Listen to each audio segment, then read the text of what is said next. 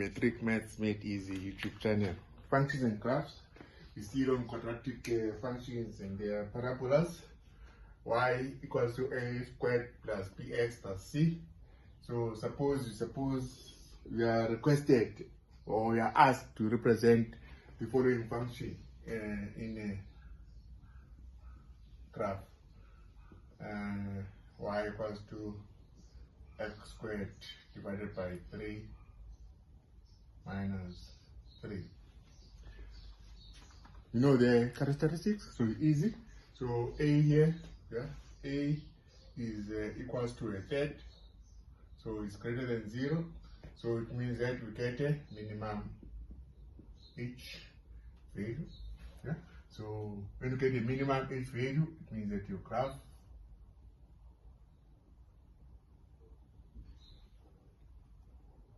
has got a minimum. Y equals to what is minimum value, and there is your graph of each. So what is you also got your p equal to 0. So p equal to 0 means that x symmetry, your axis of symmetry is when x equal to 0. So when x equal to 0,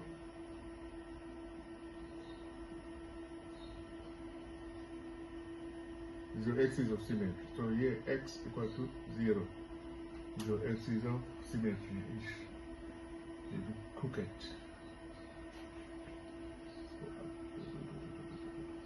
This is better, and this is your y-axis. Because the graph should be able to fold here. So now we have to find out what this value is, the minimum value. But we know it's when x equal to 0. So your h of 0 is equal to 0 squared divided by 3 minus 3. So this is equal to negative 3. So y here is equal to negative 3. And then, so it means that your turning point has got coordinates x equal to 0 and y equal to negative 3.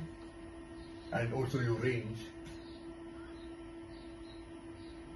once you're there, it means that your range will never be less than negative 3, Your range is greater than or equal to negative 3, By greater than or equal to. Because here, it's not defined here when y is equal to negative 4. There's no values of y. The y is minimum value is at 1. So, negative 2, negative 1, 0, 1, So what? Negative 2, negative 1, and 0. And then y equal to 0, this is your x-axis. That's by definition, And then here, y equals to 1.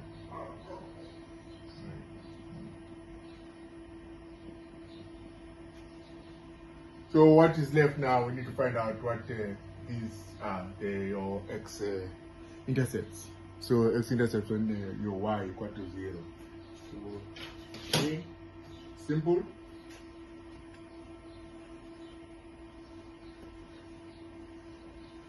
What you do is you equate h equal to 0. So we put your x squared over 3 minus 3 equal to 0. And then what are the values of y that will give you, what are the values of x that will give you y equal to 0? So you multiply here by 3 to get rid of this 3. Since you have multiplied by 3 there, multiply by 3 each term. Both on the left hand side and the right hand side. Then what you get here, you get x squared minus 3 times 3 is 9. Or we can just say 3 squared equals to 0. And then, got the difference of squares. So x plus 3 times x minus 3 equal to 0. So when x is x equals to -3, you get this equation left hand side equal to 0, or when x is equals to 3, you also get this equation on the, or the expression on the left hand side equal to 0. So your values here are your x equals to -3, and there your x equals to 3. So 1, 2, 1, 2. So -1, -2, 1, 2, and -4, -5, 4, 5, 1, 4, 5. Yeah. So now we interpret the graph again like we've done before. So you can see here your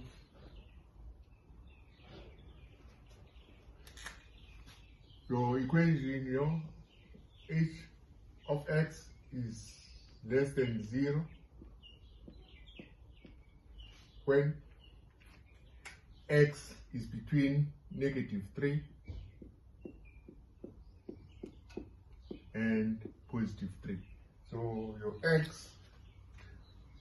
h is less than 0 when x is between -3 and 3. Because at x equals to -3, you get your solution y equal to 0, h equal to 0.